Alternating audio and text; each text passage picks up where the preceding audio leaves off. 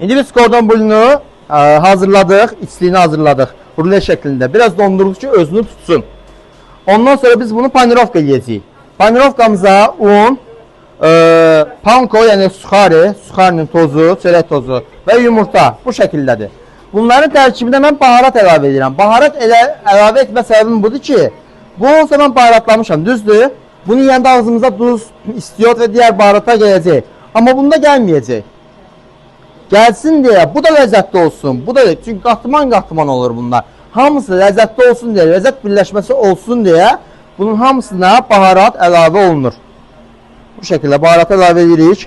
Tərkibində biraz daha un, kraxmal əlavə edirik ki, həm daha yaxşı özünü tutsun, həm də ki, istiliyini qorusun tərkibində. Plus crispy, yəni xırçıldı.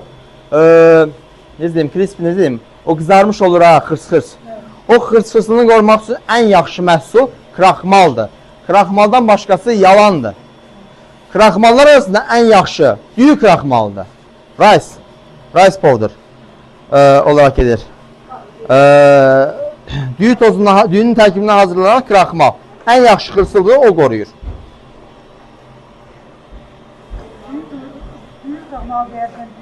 Düyü unu yox, düyü kraxmalı.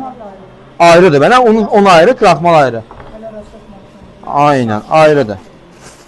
Asiya mətbəxlərindən bağlı olan satış fikirlər mağazalarda olur.